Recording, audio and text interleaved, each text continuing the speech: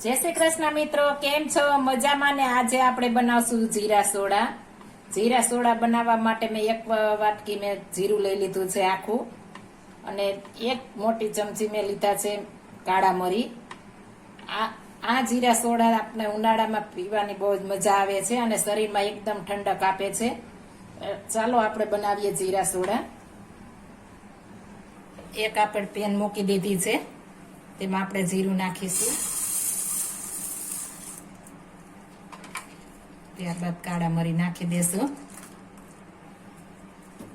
માપ સાથે કાળા મરી લેવાના છે, નહીતર આપણે એકદમ સ્ટ્રોંગ થશે મસાલા સોડા, એટલા માટે એકદમ માપ સાથે લેવાના છે, એટલે આપણે પરફેક્ટ મસાલા સોડા બનશે. આ સોડા નાના મોટા બધાને ભાવે છે.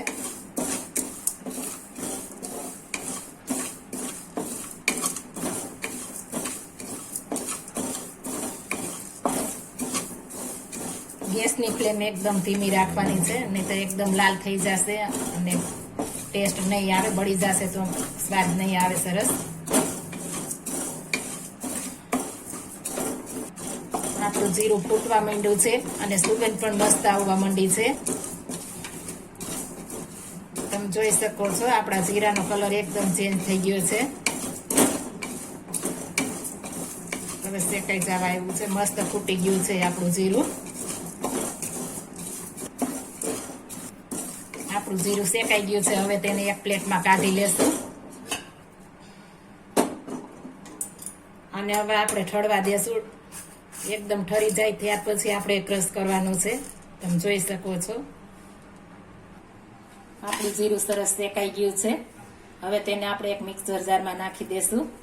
મસ્ત ઠંડુ થઈ ગયું છે. હવે આપણે તેને ક્રશ કરી લેશું. હવે આપણે જીરું ને મરી શેકેલા છે મિક્સર જારમાં નાખી દેશું.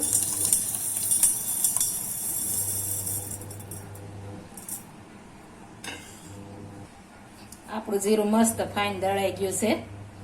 હવે આપણે ચાસણી લેશું. મસ્ત દળાઈ ગયું છે. આપણે જે વાટકીથી જીરું લીધું હતું એ જ વાટકીથી આપણે ખાંડ લેવાની છે.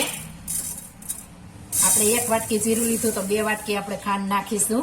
પરફેક્ટ માપ સાથે કરવાનું છે. જો વધારે ઓછું થશે તો તમારો સ્વાદ નહીં આવે સરસ, એટલે એકદમ પરફેક્ટ માપ સાથે કરવાનું છે. 2 વાટકી ખાંડ લીધી છે, 1 વાટકી જીરું હોવાથી. 2 વાટકી પાણી નાખીશું આપણે.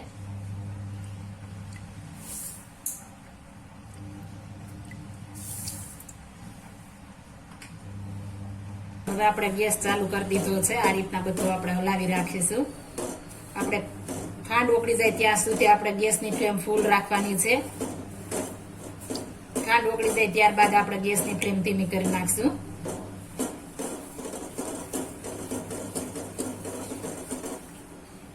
અને આપણે ચાસણી નથી લેવાની. એક તાતે કોઈ આપણે ચીપચીપી મધ જેવી થાય એવી આપણે ચાસણી લેવાની છે. વધારે ચાસણી નથી લેવાની.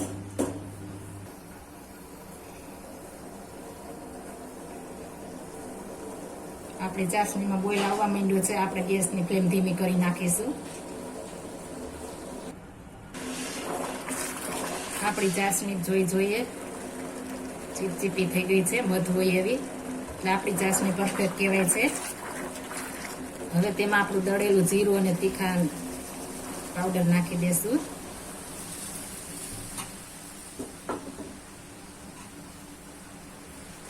ત્યારબાદ આપણે આને પાકવા દેશું. અને 8 થી 10 મિનિટ સુધી આપણે પાકવા દેશું, એટલે આપણે એકદમ મસ્ત જીરા સોડા બને. એની ફ્લેવર અંદર બેસી જાય એટલા માટે આપણે 8 થી 10 મિનિટ માટે આપણે પાકવા દેવાનું છે.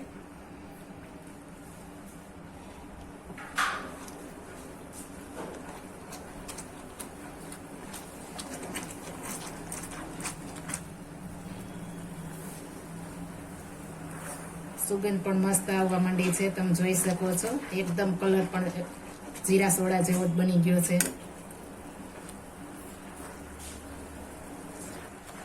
આપણી ચાસણી તૈયાર થઈ ગઈ છે. હવે તેમાં આપણે મસાલા ઉમેરીશું. 1 ચમચી આપણે સંચળ નાખીશું. અડધી ચમચી ચાટ મસાલો. આમાં નિમકની જરૂર નહીં પડે. આપણે ચાટ મસાલામાં ને સંચળ ખારું જ હોય છે એટલા માટે હવે બધું આ રીતના બધું મિક્સ કરી લેશું. જોઈ શકો છો આપણી ચાસણી તૈયાર થઈ ગઈ છે. હજી ઠરશે એટલે જાડી થઈ જશે. આપણે ચકાસવું હોય તો આ રીતના ચકાસી જોશું કે આપણી ચાસણી તૈયાર થઈ કે નહીં. આપણે જોઈ શકો છો ચમચીમાં ચીપકી ગયું છે.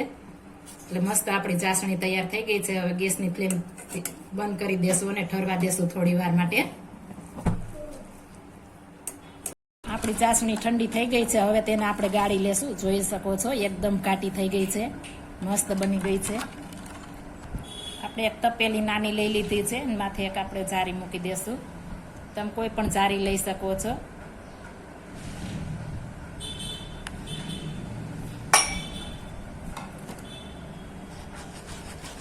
આ રીતના બધું આપણે ગાળી લેશું.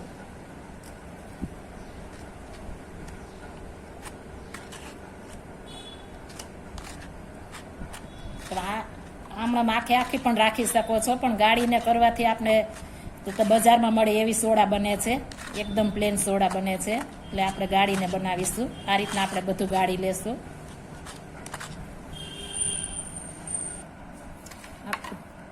મસાલા સોડા ગાળીને તૈયાર થઈ ગઈ છે. તમે જોઈ શકો છો મસ્ત આપણે બની ગયું છે. ગાળીને એકદમ મસ્ત પ્લેન બની ગયું છે. હવે આપણે સોડા બનાવીશું, મસાલા સોડા. પેલા બરફ નાખીશું.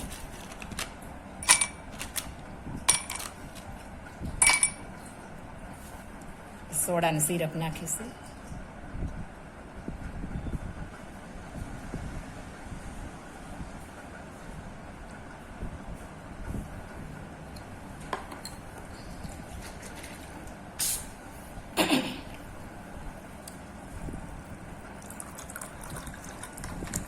આ મસાલા સોડા ઉનાળામાં એકદમ ઠંડક શરીરમાં આપે છે. તમે જોઈ શકો છો મસ્ત સોડા આપણી બની ગઈ છે.